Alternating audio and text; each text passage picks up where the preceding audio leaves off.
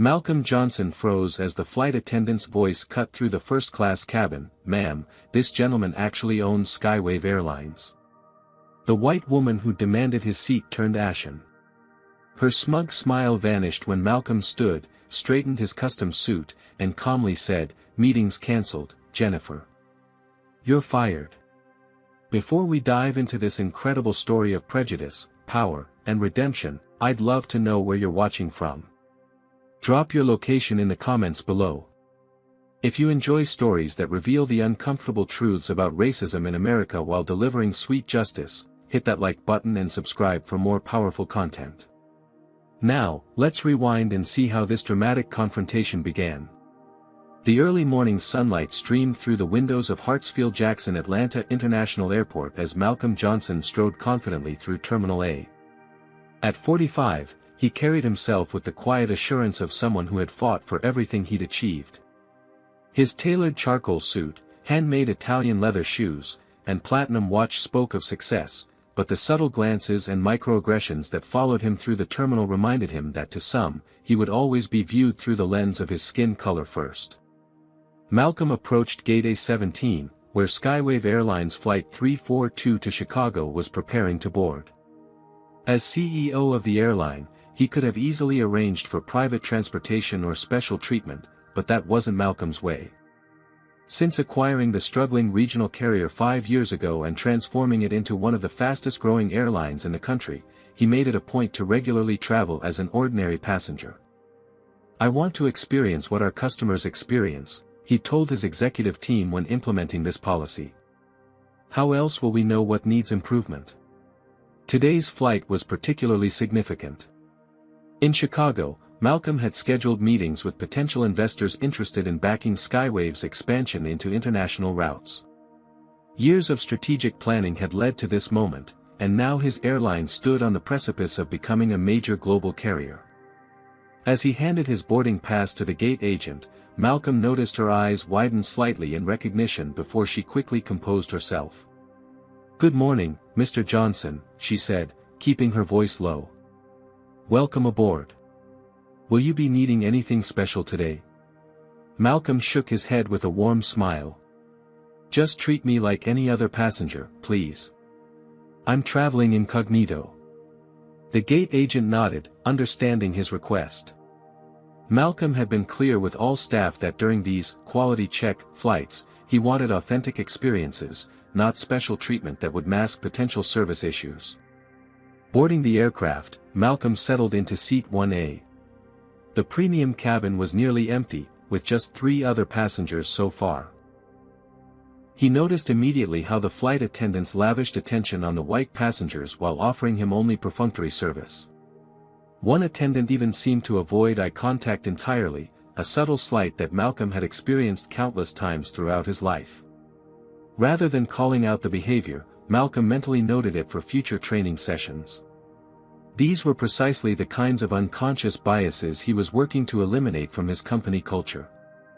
As he waited for takeoff, Malcolm's mind drifted back to his childhood in Chicago's South Side. His father, William Johnson, had worked as a baggage handler for a major airline for 30 years. Despite the physical toll of the job, William would come home and tell young Malcolm stories about the magical places the planes would go. "Those jets connect the world, son," he'd say, his eyes bright despite his exhaustion. "But this industry has a long way to go. Maybe someday you'll be the one to change it." His father's words had planted a seed that grew stronger even as Malcolm witnessed the discrimination his father faced. William was passed over for promotions time and again despite his work ethic and knowledge. The message was clear: certain positions weren't meant for people who looked like them. Those experiences had fueled Malcolm's determination. A scholarship to Morehouse College followed by an MBA from Wharton had opened doors, but Malcolm never forgot the lessons of his youth. He climbed the corporate ladder methodically, facing skepticism and prejudice at every level, until finally recognizing the opportunity to acquire Skywave when it faced bankruptcy. "Sir, can I get you anything before takeoff?" The flight attendant's voice pulled Malcolm from his memories. He noticed she'd already served drinks to the other first-class passengers without asking. "Just water, thank you," he replied politely, adding another mental note about the inconsistency in service. The boarding process continued as Malcolm reviewed his presentation for the investors. Today's meeting could set the trajectory for Skywave's future, and he was leaving nothing to chance. In 5 years, he had taken the airline from 12 regional routes to 45 domestic destinations. The international expansion would be his crowning achievement. His phone buzzed with a text from his executive assistant. Reynolds Marketing Group confirmed for 2 p.m. CEO Jennifer Reynolds will personally present their proposal. Malcolm nodded to himself. Reynolds Marketing was one of several firms competing for Skywave's advertising contract, a multi-million-dollar opportunity as the airline prepared to announce its international routes. As the final boarding call sounded, Malcolm put away his materials and prepared for departure. 5 years of strategic work had positioned Skywave for this moment of expansion. Despite all obstacles, he had built something remarkable. His father, though no longer living to see it, would be proud of what his son had accomplished. What Malcolm couldn't know was that the next few minutes would test his composure in ways that decades of corporate experience hadn't prepared him for. The final boarding announcement had just finished when the commotion began at the front of the aircraft. Malcolm glanced up from his phone to see a white woman in her late 30s hurrying down the jet bridge, her designer handbag swinging wildly as she rushed aboard. Her blonde hair was pulled back in a tight ponytail, and her expression communicated clear irritation at nearly missing the flight. "I made it," she announced to no one in particular, her voice carrying throughout the first-class cabin. Traffic was absolutely ridiculous.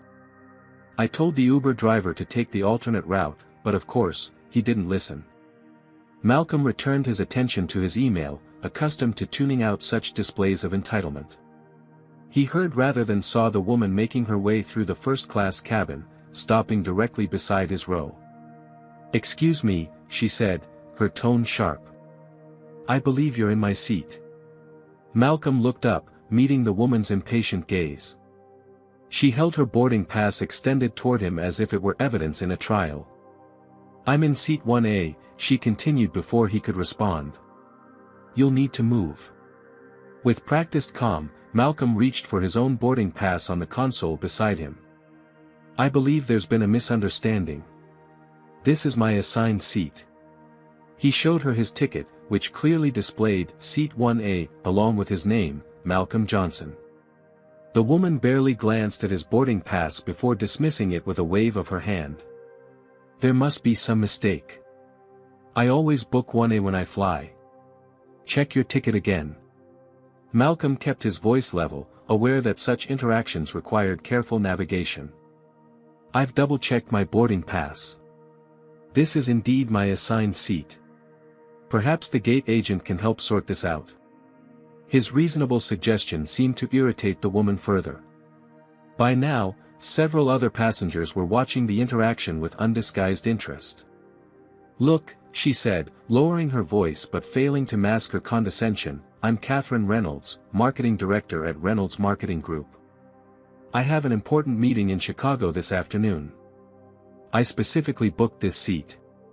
Malcolm nodded, maintaining his composure. "I understand, Ms. Reynolds.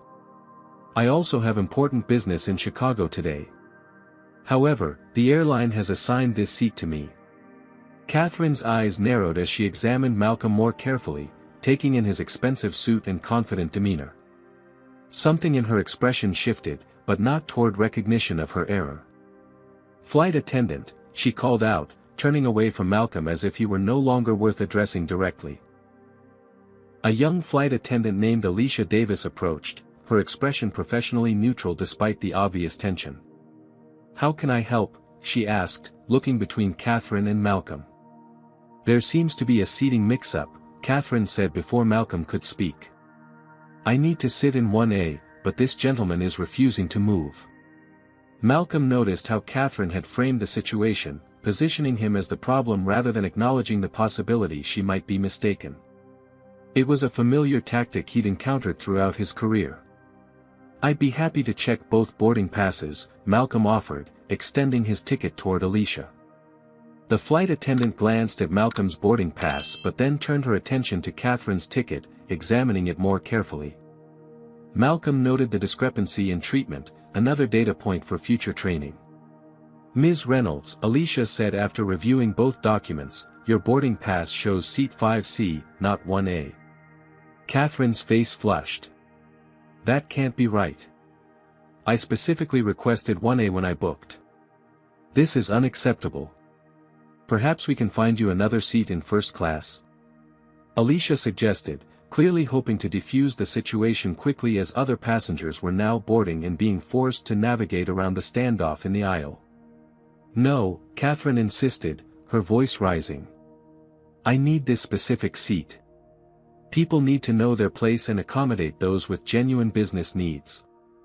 The implication in her statement was clear enough that several passengers exchanged uncomfortable glances. Malcolm remained silent, watching how the situation would unfold, mentally documenting every moment. "I'm sure we can work something out," Alicia said, now looking uncomfortable. She turned to Malcolm. "Sir, would you mind moving to another first-class seat? We'd be happy to offer you a complimentary beverage for the inconvenience." Malcolm noted with interest how quickly the suggestion to move had been directed at him rather than at Catherine, despite him having the correct seat assignment. "I appreciate the offer," Malcolm replied evenly, "but I selected this seat specifically for the extra legroom. My boarding pass confirms this is my assigned seat." Catherine's expression hardened. "This is ridiculous. I'm going to be late for my meeting because of this confusion." She emphasized the last word as if suggesting Malcolm was deliberately causing problems. "Perhaps you could take my seat in 5C?" Malcolm suggested reasonably. "I believe it's an aisle seat in first class, so you'd still have a comfortable journey." "That's not the point," Catherine snapped. She turned to address the growing audience of passengers.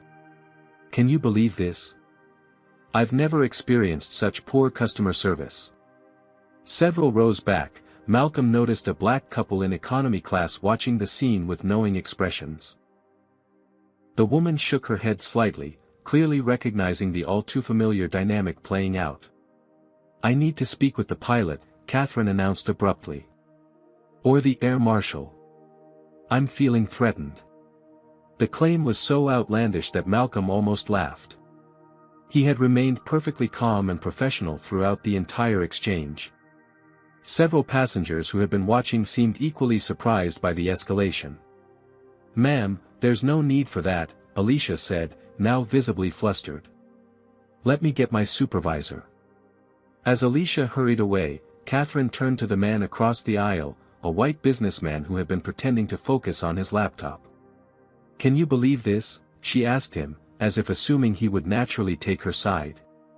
The man glanced uncomfortably between Catherine and Malcolm. "Seems like he has the right seat assignment," he muttered before returning his attention to his screen. Malcolm noticed the growing line of passengers waiting to board, all watching the drama unfold. The flight was now definitely going to be delayed because of this incident. He discreetly took out his phone and began recording audio of the interaction, knowing this would be valuable for the training programs he was developing. The lead flight attendant, Brian Parker, a tall man in his early 40s, arrived with Alicia trailing behind him. "What seems to be the problem?" he asked, his tone more authoritative than Alicia's had been. Catherine immediately turned her attention to Brian, speaking as if Malcolm weren't present. "This man is refusing to give me my seat. I'm going to miss an important business meeting in Chicago if we don't resolve this immediately." Malcolm noticed how she emphasized "this man," rather than addressing him by name or even acknowledging him directly. It was a subtle dehumanization tactic he had experienced many times before. Brian reviewed both boarding passes carefully. "Ms. Reynolds, your assigned seat is indeed 5C, not 1A.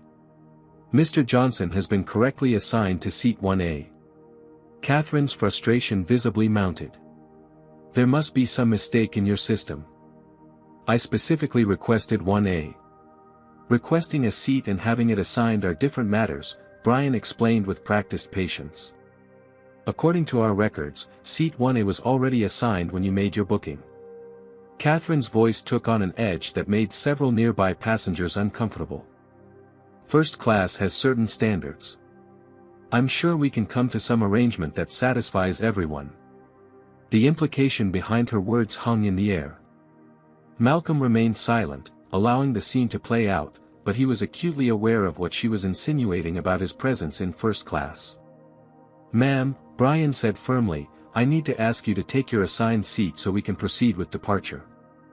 We're already behind schedule." "This is unacceptable," Catherine declared. "I want to speak with the captain immediately.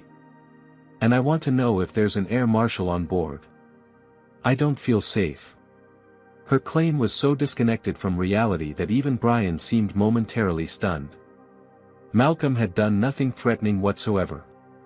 "I'm going to have to ask you to lower your voice," Brian said, his professional demeanor starting to crack under the pressure. "You're disturbing other passengers." "I will not be silenced," Catherine insisted, her voice rising further. "People like him shouldn't even be in first class if they can't be accommodating to those of us with actual business needs." The cabin fell silent at her outburst. The racial undertone was no longer subtle but explicitly clear. Malcolm continued recording, his expression remaining neutral despite the blatant discrimination now on display. Captain James Wilson emerged from the cockpit, alerted to the disturbance that was delaying takeoff. His appearance in his crisp uniform with 4 stripes on the shoulders commanded immediate attention from everyone in the cabin. "What's going on here?" he asked, his voice calm but authoritative. Catherine immediately turned to him, her demeanor shifting to appear more reasonable. "Captain, I'm so glad you're here. There's been a terrible mix-up with the seating assignments, and this, gentleman, is refusing to accommodate me despite my pressing business obligations in Chicago." Malcolm watched as she completely reframed the situation, casting herself as the reasonable party and him as the problem. It was a tactic he'd seen countless times throughout his career, and he wondered how the captain would respond. Captain Wilson surveyed the situation with the practiced calm of someone who had handled numerous in-flight disputes during his career. His gaze moved from Catherine's flushed, indignant face to Malcolm's composed expression, then to the 2 boarding passes Brian still held. "Let me see those," he said, taking the documents from the flight attendant. After a brief examination, he looked up. "According to these boarding passes, seat 1A is assigned to Mr. Johnson. Ms. Reynolds, your assigned seat is 5C. Catherine's expression tightened. "There's clearly been a mistake in your system. I specifically requested seat 1A when I booked this flight. I always sit in 1A. Our system doesn't make these kinds of mistakes," Captain Wilson replied evenly. "Seat assignments are final once issued. Then someone needs to be flexible," Catherine insisted, with a pointed glance at Malcolm. "I have an important marketing presentation in Chicago this afternoon. Surely there can be some accommodation." Malcolm maintained his silence, observing how the situation continued to unfold around him as if he weren't present. It was a familiar experience, being simultaneously hypervisible because of his race yet treated as invisible when it came to basic courtesy and respect. "Sir," Captain Wilson addressed Malcolm directly, "would you be willing to move to another first-class seat to resolve this situation?" Before Malcolm could respond, Catherine interjected, "See? Problem solved. He can move to 5C." Malcolm noticed several dynamics at play: how quickly the captain had asked him to compromise rather than enforcing the correct seat assignments, how Catherine presumed his compliance without waiting for his answer, and how the growing audience of passengers seemed uncomfortably aware of the racial dynamics at work. "Captain," Malcolm responded calmly, "I selected this seat specifically for the legroom, as I'll be reviewing important documents during this flight. My boarding pass confirms this is my assigned seat. I'd prefer to stay where I'm correctly booked." Catherine's face contorted with frustration. "This is outrageous. Do you know who I am? I represent Reynolds Marketing Group. We work with major airlines all the time. Perhaps not this one much longer," Malcolm thought, but kept the observation to himself. The captain's expression showed he was caught in an uncomfortable position. "Ms. Reynolds, I understand your frustration, but we need to resolve this quickly. We're already 15 minutes delayed. Then resolve it. Catherine snapped. I can't believe you're taking his side over a loyal customer like me. Malcolm noticed several passengers in economy craning their necks to observe the confrontation. Among them, he spotted a young black couple exchanging knowing glances. The woman shook her head slightly, a gesture of recognition at a situation all too familiar to people of color. I'm not taking sides, Captain Wilson said, his tone firmer now. I'm enforcing the correct seat assignments as issued by our airline. Catherine's strategy shifted. I don't feel comfortable with this arrangement, she said, lowering her voice to a stage whisper. I don't feel safe. The implication was clear and deeply offensive. Malcolm had done absolutely nothing threatening. He had remained calm and professional throughout the entire exchange. Several nearby passengers exchanged uncomfortable glances at Catherine's thinly veiled racism. Malcolm decided it was time to speak up. Captain, I've done nothing to make anyone feel unsafe. I'm simply occupying the seat assigned to me and attempting to prepare for my business in Chicago. The only disruption here is coming from Ms. Reynolds. Catherine gasped as if shocked that he would defend himself. See how he's speaking to me? This is exactly what I'm talking about. Malcolm kept his phone recording in his hand, documenting every moment of the interaction. Catherine noticed this and pointed accusingly. He's recording me without permission. That's illegal, she declared. Actually, Malcolm replied calmly, recording in a public space where there's no reasonable expectation of privacy is perfectly legal. I'm documenting this interaction for legitimate purposes. This is harassment. Catherine insisted, turning to Captain Wilson. Are you going to allow this? The captain looked increasingly uncomfortable with the escalating situation. Sir, I'd appreciate it if you'd put your phone away. Ms. Reynolds, please take your assigned seat so we can depart. Catherine wasn't ready to concede. I want to speak with the air marshal right now. I demand protection. Several passengers audibly sighed or groaned at this dramatic escalation. Malcolm remained composed, though internally he marveled at how quickly Catherine had moved from entitlement to false victimhood. There is no air marshal on this flight, Captain Wilson informed her tersely. And even if there were, they would only intervene in cases of genuine security threats, which this is not. Then I want this man removed from the flight, Catherine demanded, pointing at Malcolm without looking at him. He's making me uncomfortable. The absurdity of the request hung in the air. Malcolm had done nothing but politely insist on his assigned seat, while Catherine had created a scene that had now delayed the flight by nearly 20 minutes. Captain Wilson had clearly reached the end of his patience. Ms. Reynolds, you have two options at this point. You can take your assigned seat in 5C, or you can deplane and take a later flight. Those are your only choices. Catherine looked stunned that her tactics weren't working. She glanced around, perhaps hoping for support from other passengers, but found none. Even the other first-class passengers were now openly showing their frustration with her behavior. This is how you treat your customers, she asked incredulously. I'm going to report this entire incident to your corporate headquarters. My company does business with every major airline, and we're currently reviewing proposals for a new marketing campaign. Malcolm suppressed a smile at the irony of her statement. She had no idea who she was really threatening. People in my position don't get treated this way, Catherine continued, her voice rising again. Do you have any idea who I work for? We could buy this second-rate airline. That caught Malcolm's attention. The Reynolds Marketing Group was pitching for Skywave's advertising contract later that day, a multi-million-dollar opportunity.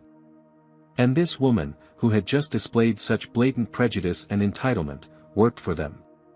The confrontation had reached a breaking point. Passengers were openly complaining about the delay. The boarding process had completely stalled. Flight attendants were exchanging concerned glances, clearly unsure how to resolve the situation. And that's when Tricia Bennett, a senior flight attendant who had been observing from the galley, stepped forward with a revelation that would change everything. "Ma'am," Tricia Bennett said, her voice clear and professional as she approached the escalating confrontation. "This gentleman actually owns Skywave Airlines." The words fell into the cabin like a stone into still water, creating ripples of shock that spread visibly across the faces of everyone present. The first-class cabin went completely silent. Several passengers in economy who had been watching the drama unfold audibly gasped. Catherine Reynolds froze, her mouth slightly open, the color draining from her face as the implications of Tricia's statement sank in. She turned slowly to look at Malcolm, truly seeing him for perhaps the first time since she'd boarded the aircraft. Malcolm maintained his composed expression, though internally he was disappointed. He had wanted to travel anonymously to observe the authentic customer experience.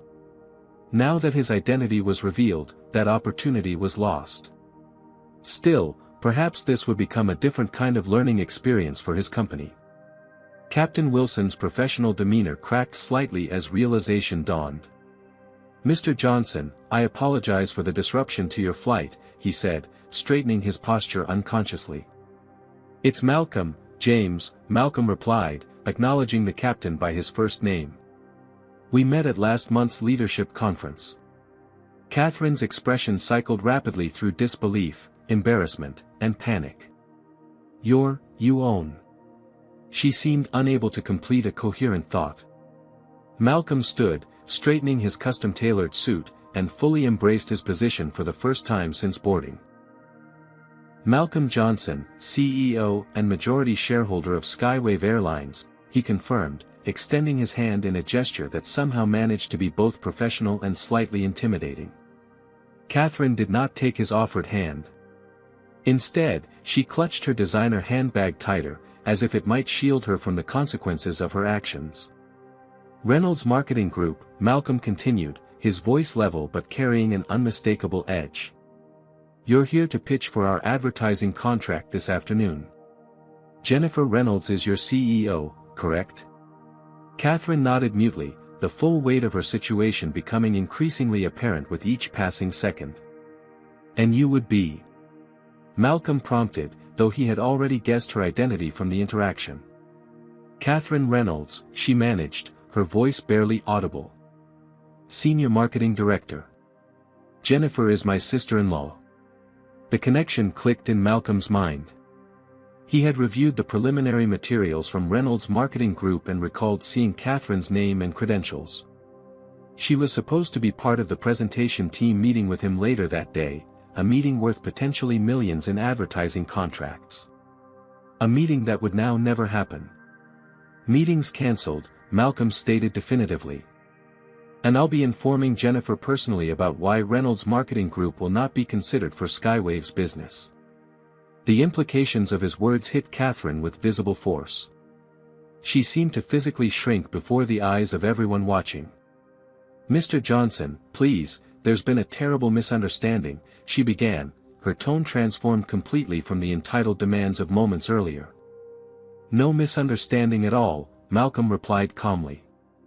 "Everything that happened here was perfectly clear to everyone who witnessed it." He gestured subtly to the other passengers, many of whom were now recording the interaction on their phones. "Have you ever witnessed someone's privilege collapse right before your eyes? Comment 1, if you think Malcolm handled this situation with incredible grace, or 2, if you think Catherine deserved an even stronger response. Don't forget to hit that like button if you're enjoying this real-life lesson in consequences. Are you curious about what happened next?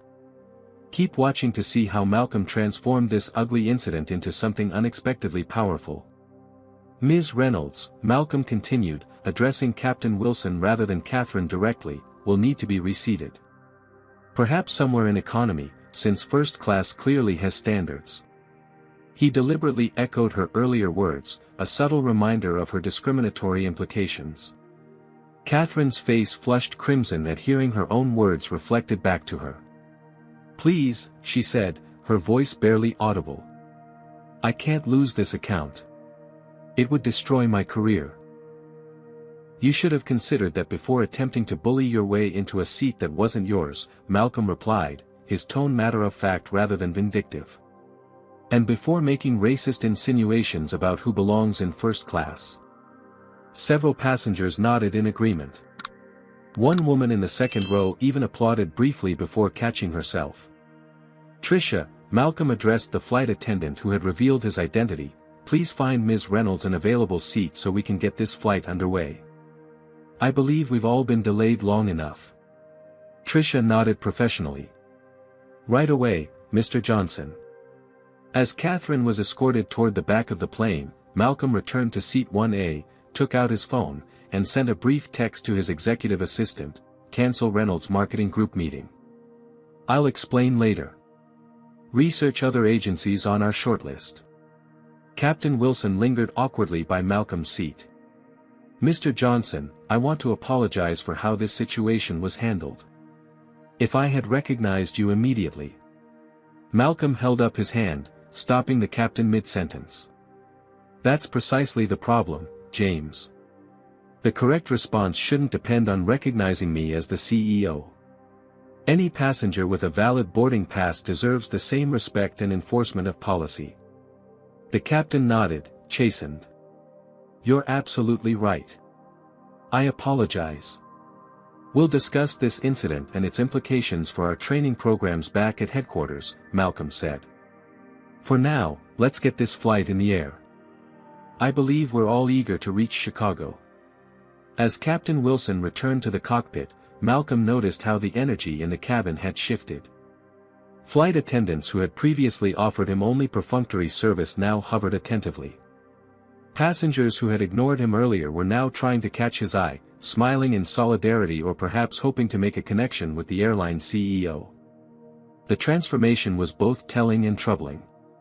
Malcolm had experienced this phenomenon throughout his career, the way people's treatment of him changed dramatically once they discovered his status. It reinforced his conviction that Skywave needed to address unconscious bias at every level of the organization. As the plane finally began its taxi toward the runway, Malcolm felt his phone vibrate with an incoming call. It was Jennifer Reynolds, Catherine's sister-in-law and CEO of Reynolds Marketing Group. He declined the call and put his phone in airplane mode. That conversation could wait until he was on the ground in Chicago. For now, he had an airline to run and systemic issues to address. The incident with Catherine Reynolds had merely highlighted problems he already knew existed. The question was, how would he transform this uncomfortable confrontation into meaningful change? The Airbus A320 climbed through the cloud layer, leaving Atlanta behind as it headed northwest toward Chicago. Malcolm gazed out the window at the billowing white landscape below, allowing himself a moment of reflection as the aircraft reached its cruising altitude of 35,000 feet. The plane had departed 30 minutes behind schedule, a delay that would ripple through the day's operations and potentially impact hundreds of passengers with connections. Each minute of delay cost the airline thousands of dollars, not to mention the inconvenience to customers. Malcolm made a mental note to review Skywave's protocols for handling disruptive passengers more efficiently. As if reading his thoughts, Brian Parker approached with a fresh cup of coffee. "Mr. Johnson, I wanted to personally apologize for how that situation was handled. We should have resolved it much more quickly." Malcolm accepted the coffee with a nod. "Thank you, Brian. And I agree, though the responsibility doesn't fall entirely on you or your crew. Our policies need to be clearer, and our training needs to address these scenarios explicitly."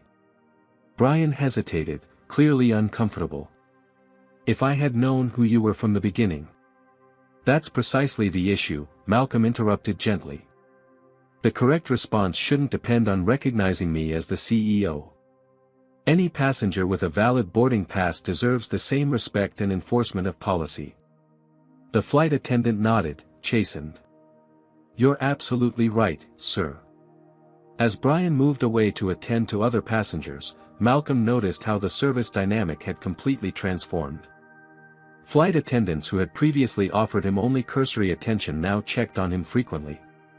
Several times, he caught crew members pointing him out discreetly to one another. Even more telling were the reactions from his fellow passengers. The businessman across the aisle who had avoided eye contact during the confrontation now seemed eager to engage. That was quite a situation, the man said, leaning across the aisle. I'm Jonathan Mercer, by the way. Mercer Consulting. He extended his hand with a broad smile that hadn't been offered earlier. Malcolm Johnson, Malcolm replied, shaking the man's hand briefly before returning to his work.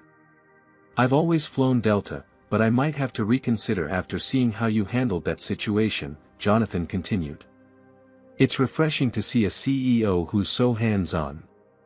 Malcolm acknowledged the comment with a polite nod but didn't encourage further conversation. The man's sudden interest after learning his position spoke volumes about the subtle dynamics at play.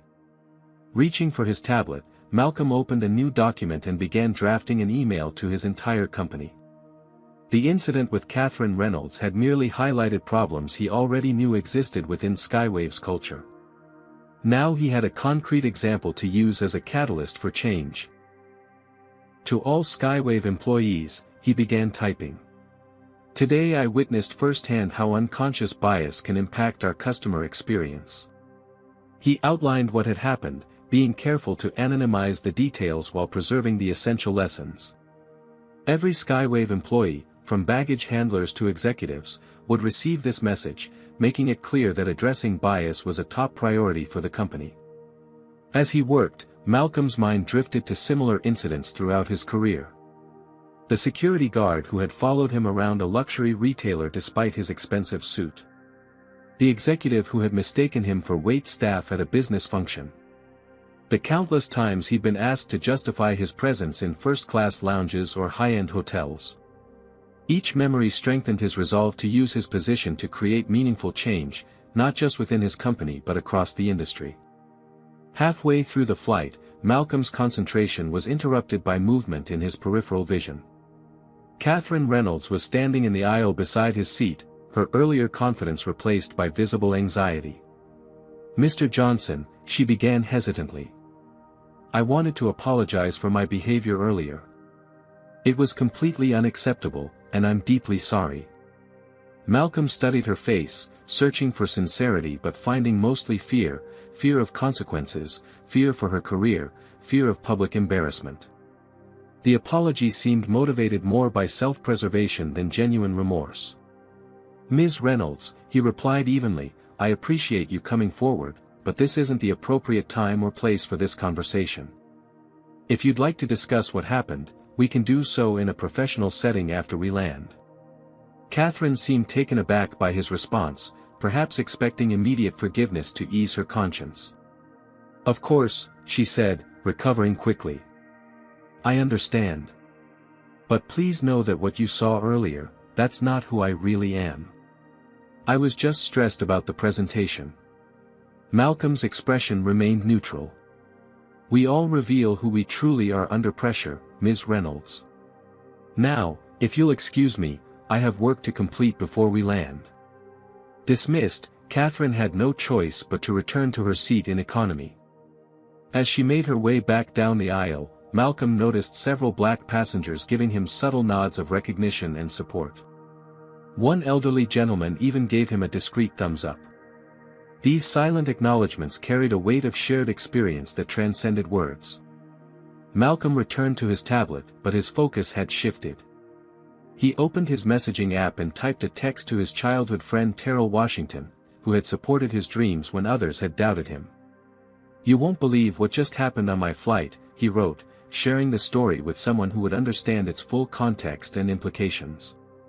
Terrell's response came quickly, not surprised, brother. Same story, different day. But now you're in a position to do something about it. What's your move? That was the question, wasn't it? Malcolm had built Skywave from a struggling regional carrier into a successful national airline precisely because he understood that true leadership meant turning challenges into opportunities. Opening another document, Malcolm began reviewing Skywave's customer service policies and employee training materials. The incident had exposed gaps in how the airline handled conflicts, particularly those with racial undertones. It was time for comprehensive change. By the time the captain announced their initial descent into Chicago's O'Hare International Airport, Malcolm had outlined a three-pronged approach: enhanced training for all customer-facing staff, revised conflict resolution protocols with clear escalation procedures, and a company-wide initiative on recognizing and addressing unconscious bias. This wasn't just about one uncomfortable incident or one prejudiced customer.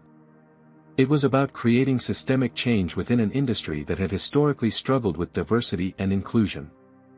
As the plane began its descent, Malcolm put away his tablet and gazed out at Chicago's skyline emerging on the horizon. His father had worked his entire life in this industry without ever being treated with the dignity he deserved. Now, Malcolm was in a position to ensure that future generations would have a different experience.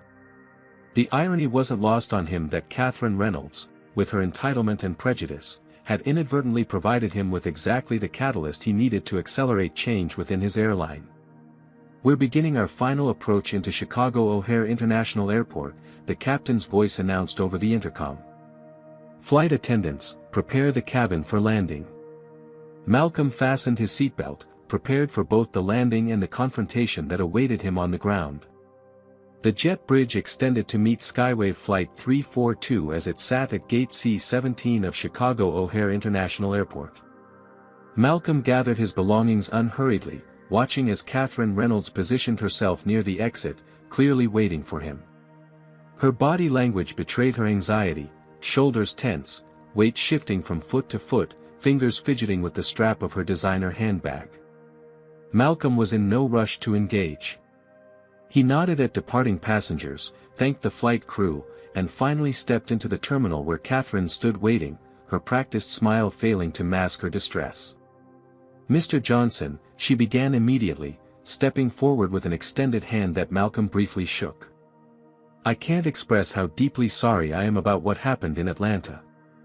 It was completely unprofessional and not reflective of who I am or what Reynolds Marketing Group stands for." Malcolm noted how her apology centered on professionalism rather than acknowledging the racial undertones of her behavior.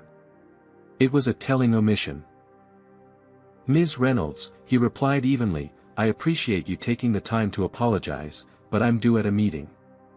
If you'd like to discuss this further, we can do so in the Skywave VIP lounge in 30 minutes.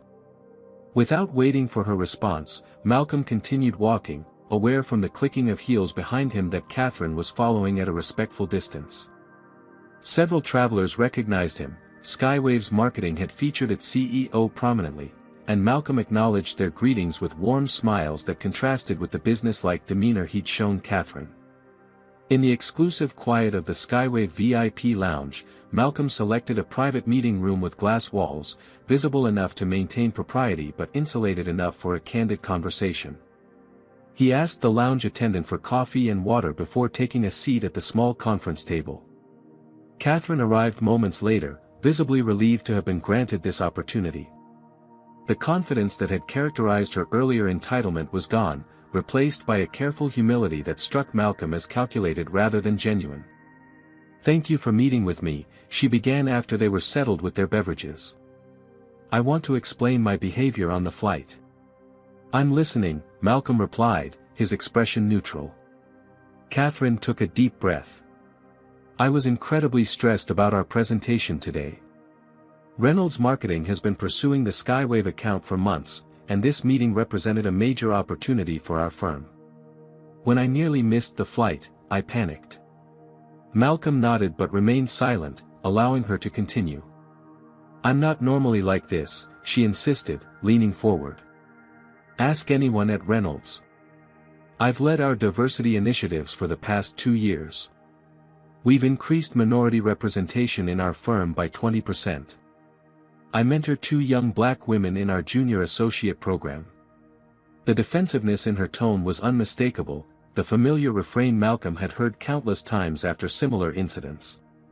She was presenting credentials to prove she couldn't possibly harbor racist attitudes, rather than reflecting on the implications of her actions. "Ms. Reynolds," Malcolm said carefully, "I appreciate your commitment to diversity in your workplace. However, this isn't about your resume or initiatives. This is about how you behaved when you encountered a black man in a seat you wanted." Catherine flinched slightly at his directness. "That wasn't about race," she protested. "It was about the seat. I always book 1A. Always. I would have reacted the same way regardless of who was sitting there. Would you? Malcolm asked, his tone calm but challenging. Would you have suggested that a white executive didn't belong in first class? Would you have claimed to feel threatened by their presence despite no threatening behavior?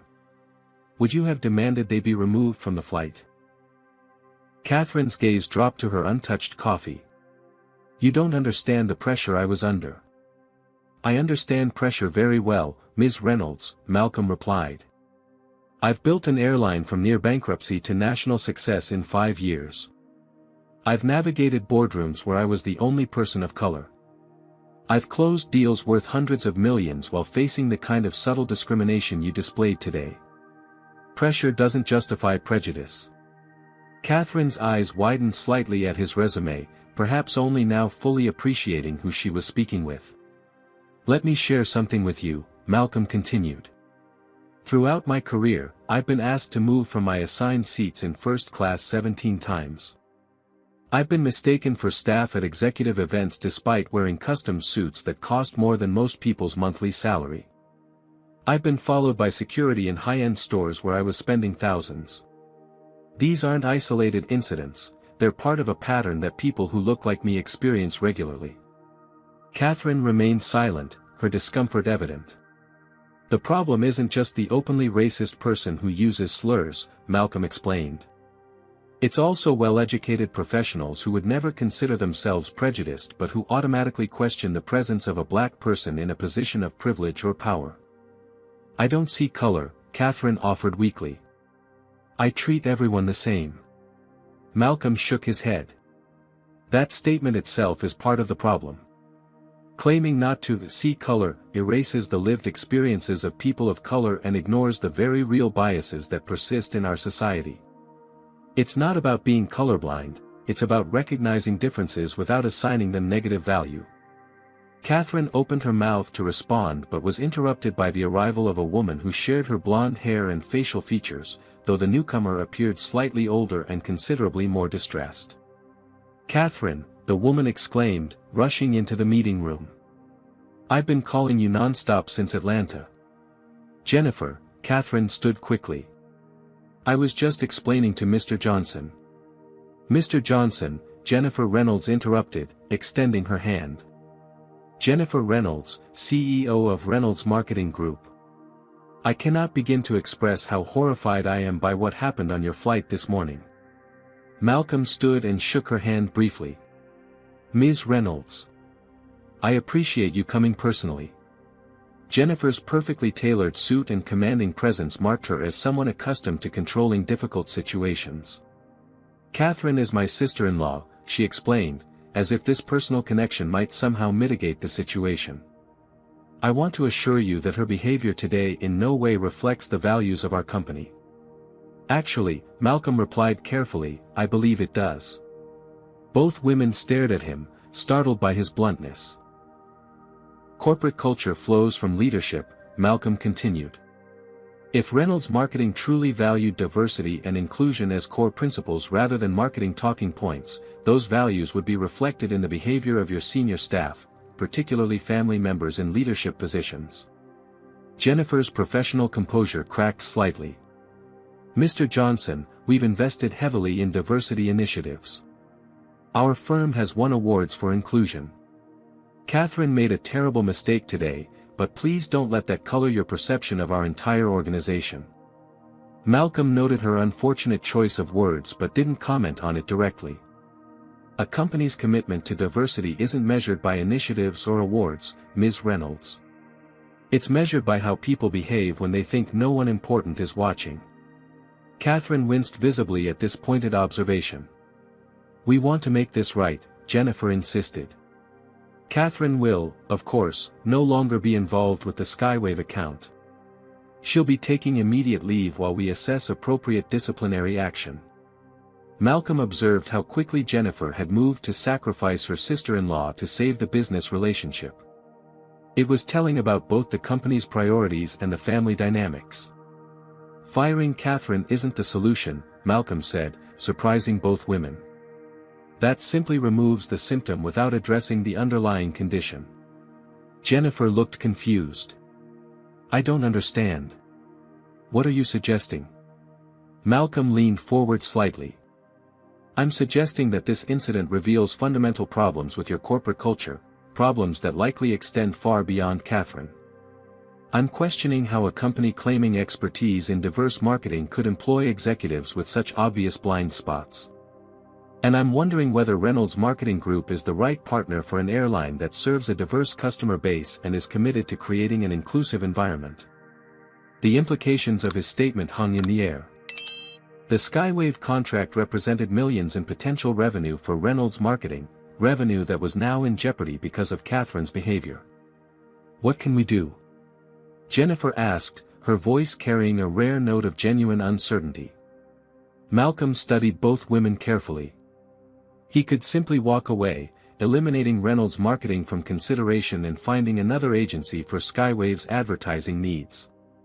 It would be the easy solution, and few would question his decision given the circumstances. But Malcolm Johnson hadn't built Skywave by taking the easy path. Throughout his career, he had transformed challenges into opportunities, not just for business success, but for meaningful change. I have a proposition for you both, he said finally. One that might be more valuable than simply terminating our business relationship. Both women leaned forward, hope and curiosity mingling in their expressions as Malcolm outlined his unexpected proposal. The Skywave corporate headquarters occupied the top 5 floors of a gleaming skyscraper in downtown Chicago, its floor-to-ceiling windows offering panoramic views of Lake Michigan. Malcolm strode through the open-concept executive floor, nodding to employees who greeted him with a mixture of respect and genuine warmth. He had built not just a successful airline but a culture where people felt valued. 3 hours after his confrontation with the Reynolds women, Malcolm had called an emergency meeting of his executive team. Now, seated around the polished conference table in the main boardroom, his leadership team waited expectantly. The incident on the Atlanta flight had already become common knowledge throughout the company, with varying degrees of accuracy in the retelling. Thank you all for adjusting your schedules, Malcolm began, looking around at the diverse group of executives he had assembled over the years. As you may have heard, there was an incident on my flight from Atlanta this morning that I believe warrants immediate attention. He recounted the confrontation with Catherine Reynolds in detail, careful to present the facts without editorial commentary.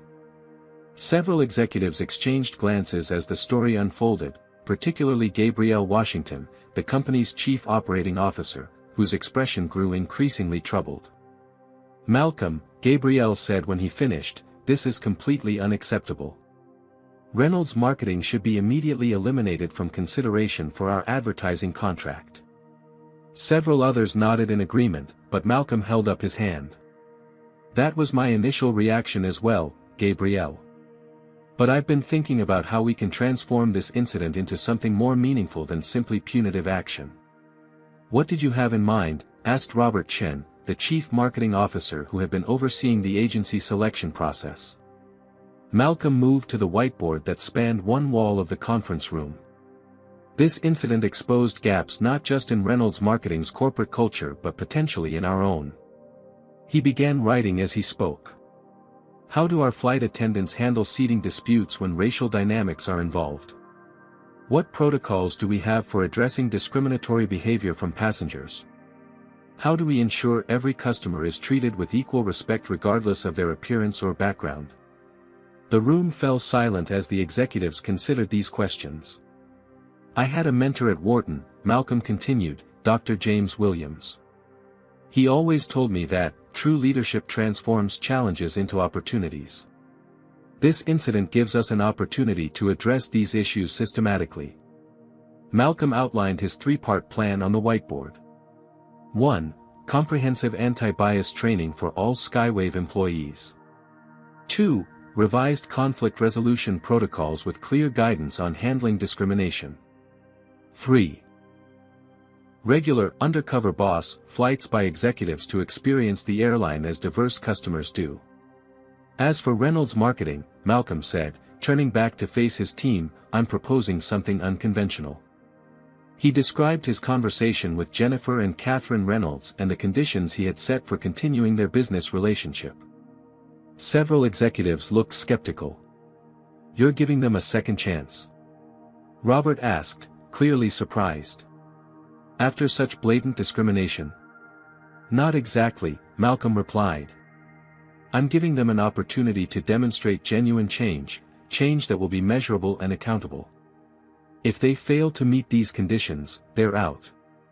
But if they succeed, they'll not only have earned our business but potentially transformed their own company in the process." Gabriel nodded slowly, beginning to understand his strategy. "It's not just about punishing bad behavior, it's about creating systemic change." "Exactly," Malcolm confirmed. "Reynolds Marketing has 3 conditions to meet if they want to stay in contention for our contract." He listed them on the whiteboard. 1. Implement comprehensive bias training for all employees, to be designed in collaboration with Skywave's diversity team. 2. Catherine Reynolds must personally work with our team to develop inclusive marketing strategies targeting diverse customers. 3. Reynolds Marketing must establish measurable diversity goals for executive hiring and create inclusion metrics for their corporate culture. "These aren't just checkboxes," Malcolm emphasized. "We'll require documentation, regular progress reports, and measurable outcomes. If they fail to meet any of these conditions, they're automatically disqualified." The room was quiet as his team considered the proposal. Finally, Gabriel spoke. "It's risky, Malcolm. What if they just go through the motions without genuine change?" "Then we'll know," Malcolm replied confidently. "And we'll walk away. But if they succeed, we'll have created lasting impact beyond just our company." Reynolds Marketing works with dozens of major corporations. The changes we require could influence how they approach all their client work. Robert looked thoughtful. "It's an innovative approach. Most companies would just cut ties and issue a press release condemning their behavior." "That's the easy path," Malcolm acknowledged. "But it doesn't create lasting change. It just shifts the problem elsewhere and lets us feel righteous without doing the harder work of transformation." As the discussion continued, Malcolm's phone buzzed with an incoming text. It was from his father's old friend and fellow baggage handler, Uncle Ray. "William would be proud of you today, son. Word spreading about what happened on that flight. You're changing things, just like you promised him." Malcolm felt a tightness in his throat as he read the message. His father had never lived to see his son become an airline CEO, but he had instilled the values that guided Malcolm's leadership. The conversation around the table had evolved into a broader discussion of Skywave's culture and practices. Ideas were flowing freely, with executives building on each other's suggestions for how to strengthen the company's commitment to inclusion. "This is exactly why I brought this to all of you," Malcolm said, pleased with the engagement. "We're not just responding to one incident, we're using it as a catalyst to make Skywave better." As the meeting concluded, Malcolm assigned specific responsibilities to each executive for implementing different aspects of the plan. They would reconvene in 1 week to review progress. Walking back to his office afterward, Malcolm was surprised to find several emails from other black executives in the aviation industry. Somehow, word of the incident had spread despite his discretion. "Heard what happened on your flight," wrote the CFO of a major international carrier. "Not surprised, but impressed by how you handled it. Many of us have similar stories. Maybe it's time we formed a coalition to address these issues industry-wide." Reading these messages, Malcolm realized that this incident had resonance beyond Skywave. It had touched on experiences shared by many black professionals who had faced similar discrimination throughout their careers. What had begun as an unpleasant confrontation on a flight was evolving into something with potential for much broader impact. As Malcolm looked out at the Chicago skyline from his office window, he felt a renewed sense of purpose. His father had dreamed of changing the airline industry. Perhaps this was how that change would begin, not through grand gestures, but through thoughtful response to a single incident of discrimination. Malcolm picked up his phone and began typing a response to the executives who had reached out. "Thank you for sharing your experiences. I believe we have an opportunity here to create meaningful change across our industry. Let's talk about how we might work together." 3 months passed like the changing seasons, bringing transformation to both Skywave Airlines and Reynolds Marketing Group. The morning sun streamed through the windows of Skywave's corporate training center as Malcolm Johnson observed the diversity workshop in progress. Flight attendants Brian Parker and Alicia Davis, the same crew members from the fateful Atlanta flight, were now actively participating in developing new service protocols alongside Catherine Reynolds. So in this scenario, Brian was explaining to a group of new hires, a passenger is refusing to show their boarding pass during a seating dispute. What's the appropriate response? A young flight attendant raised her hand. Check both passengers' boarding passes immediately to verify assigned seating, regardless of how the passengers are dressed or what assumptions we might make. Exactly, Brian confirmed. And what's crucial is applying this standard consistently to all passengers. Catherine nodded in agreement, adding, and remember to address both parties directly and with equal respect. One of the most common manifestations of bias is speaking to one person while essentially ignoring the other. Malcolm watched this exchange with quiet satisfaction. Catherine's transformation over the past 3 months had been remarkable, not the superficial compliance he had initially expected, but a genuine evolution in understanding. After spending weeks working directly with Skywave's diversity team, experiencing the airline from multiple perspectives, and confronting her own blind spots, Catherine had become one of the most committed advocates for the new training program.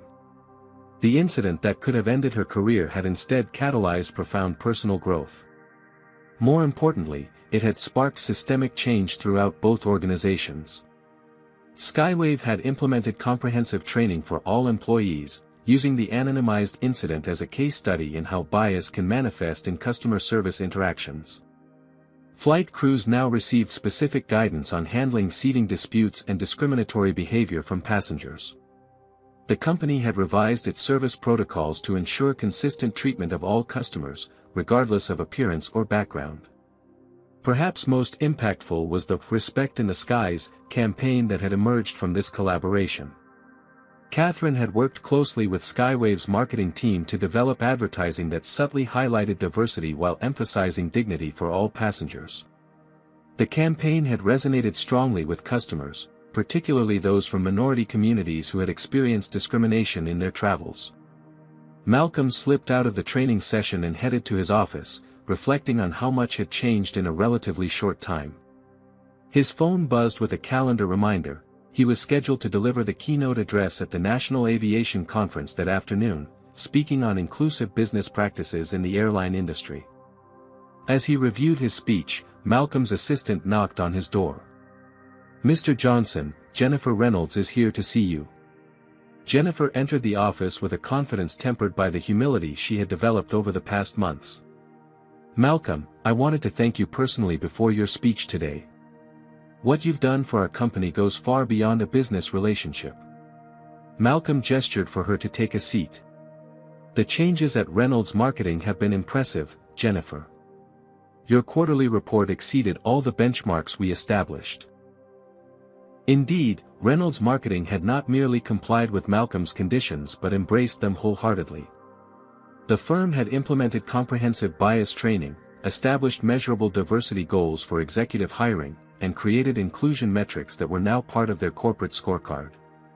Most significantly, they had begun applying these principles to all their client work, influencing how they approached marketing for dozens of major corporations. "It wasn't easy," Jennifer admitted. "We lost 2 clients who weren't comfortable with our new approach. But we've gained 7 new ones who specifically sought us out because of our commitment to inclusive marketing. Sometimes doing the right thing comes with short-term costs but long-term benefits," Malcolm observed. Jennifer nodded. "Catherine asked me to give you this." She handed Malcolm a sealed envelope. "She wanted you to have it before your speech." Malcolm opened the envelope to find a handwritten note. "Mr. Johnson. 3 months ago, I would have written this note solely to protect my job and our company's business interests. Today, I write with genuine gratitude for the opportunity you gave me to confront my biases and grow from them. You could have simply fired our firm and publicly condemned my behavior. Instead, you chose a path that created real change, not just for me, but for our entire organization and all the clients we serve.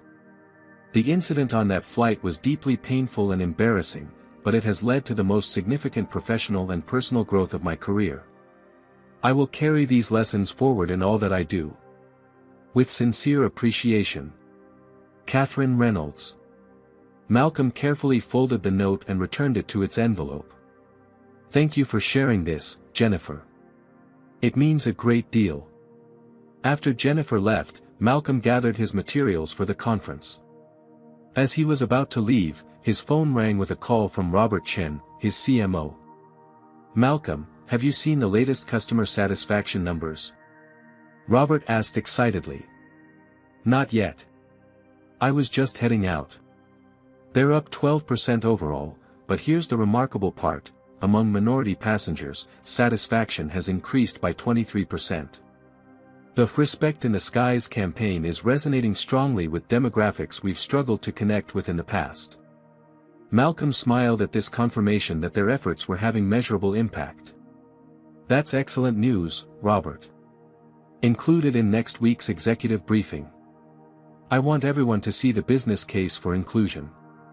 Later that afternoon, Malcolm stood at the podium of the Grand Ballroom at the Chicago Convention Center, facing hundreds of aviation industry executives. His keynote address on inclusive business practices had drawn a capacity crowd, including several civil rights leaders who had recognized Skywave's efforts to address discrimination in air travel. The aviation industry has a complicated history with diversity and inclusion, Malcolm began, scanning the audience. For decades, people who looked like me were limited to service roles, denied opportunities for advancement, and often treated with disrespect even as paying customers. He paused, noting Catherine Reynolds seated in the middle of the audience, now serving as Skywave's diversity consultant. Their eyes met briefly, acknowledging how far they had both come since that confrontation in first class. But today, I want to talk about transformation, not just diversity initiatives that check boxes, but fundamental changes in how we operate our businesses and serve our customers. Malcolm shared the story of the incident on Flight 342, anonymizing Catherine's identity but detailing how it had led to systematic changes throughout Skywave. He explained the three-part approach they had implemented and the measurable results they had achieved. The easy response to discrimination is punishment, Malcolm told the audience. It's satisfying, it's swift, and it allows us to feel righteous without doing the harder work of transformation. But true leadership requires more. It requires us to ask, how can we turn this painful moment into an opportunity for lasting change? As he concluded his speech, Malcolm noticed several executives taking notes with unusual intensity. Representatives from 3 major airlines approached him immediately afterward, asking for private meetings to discuss implementing similar programs at their companies. Your speech was powerful, said the CEO of a European carrier. We've been struggling with these issues for years but lacked a framework for addressing them systematically. You've provided that today.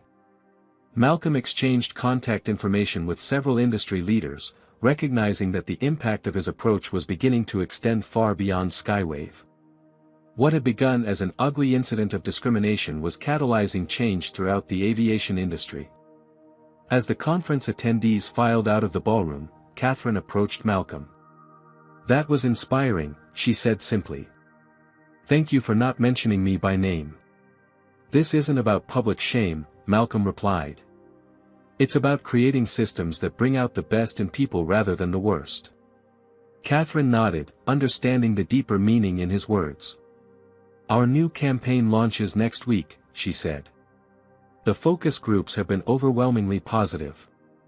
The Respect in the Skies campaign that Catherine had developed with Skywave's marketing team had already won industry recognition for its innovative approach to highlighting diversity.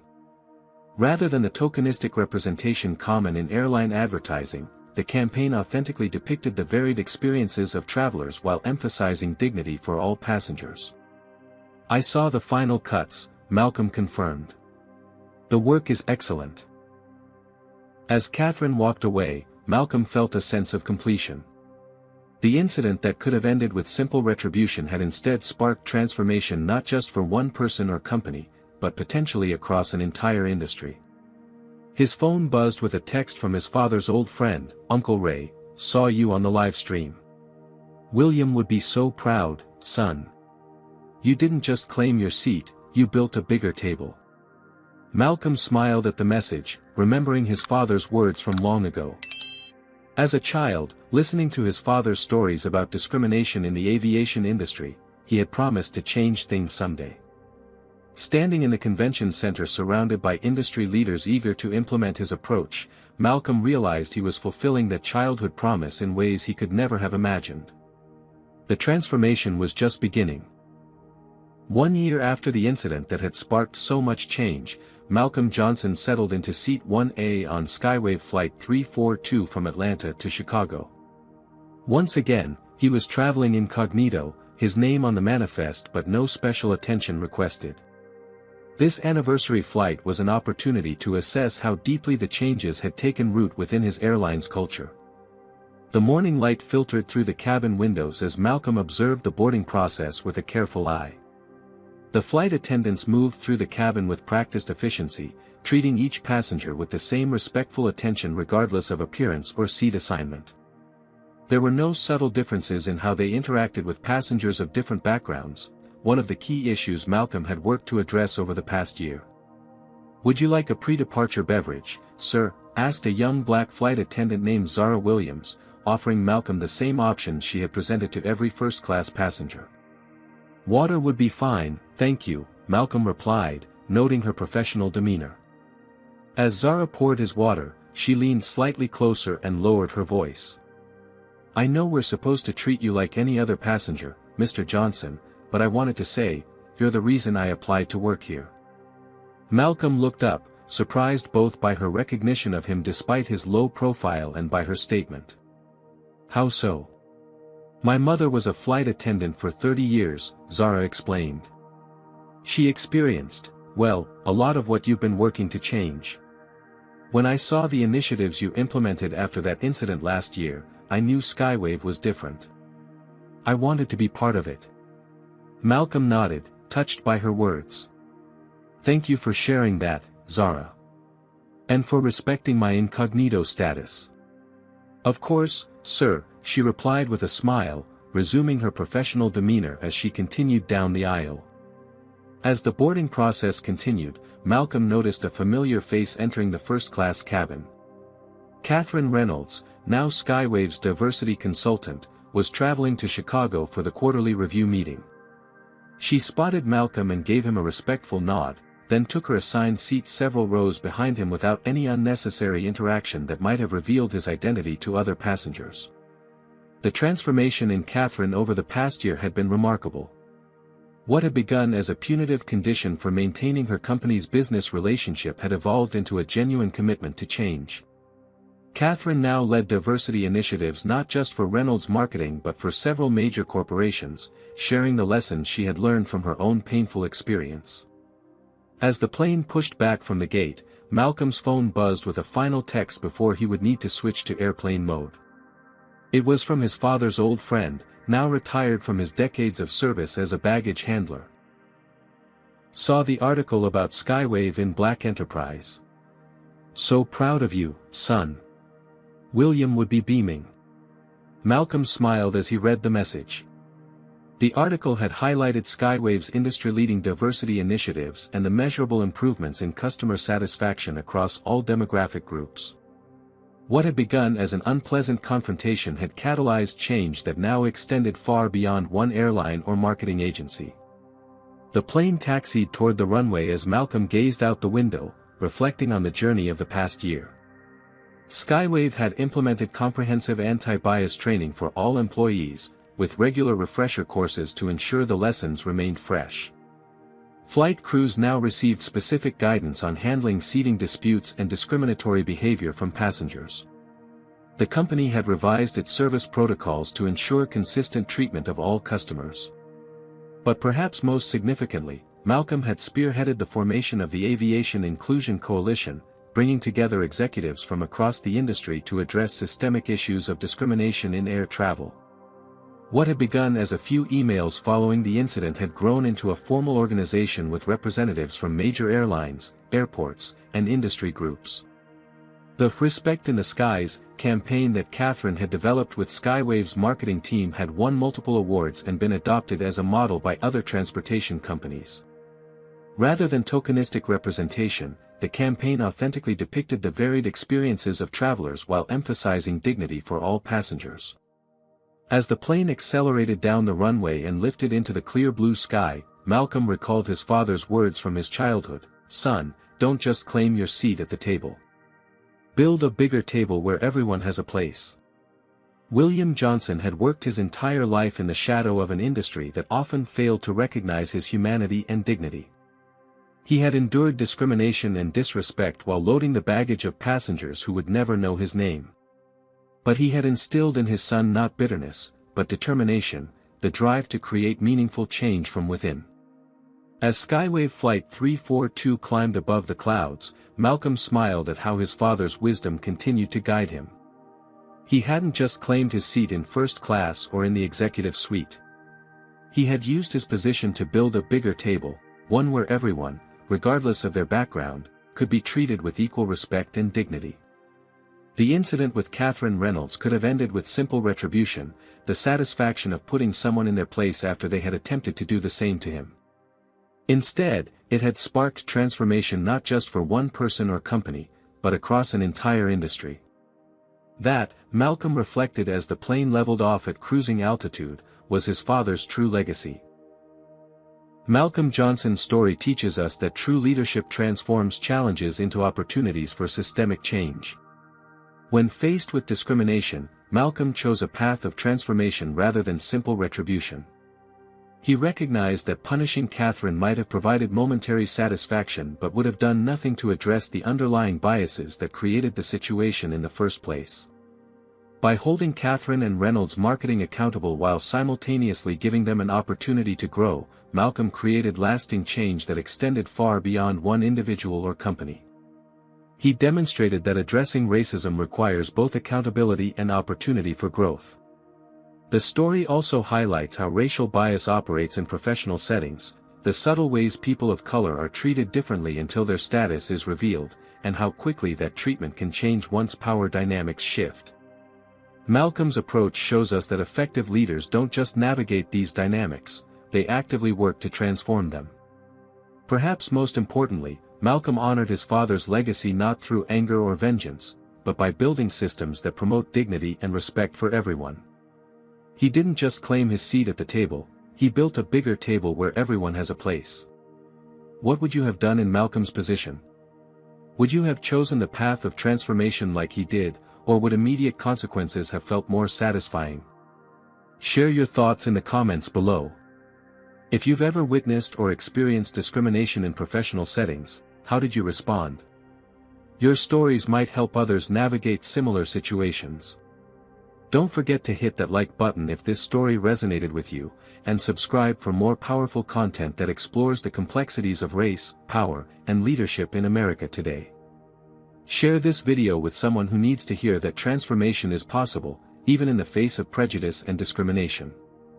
Thank you for watching, and remember, sometimes our greatest impact comes not from putting others in their place, but from creating spaces where everyone is treated with equal dignity and respect.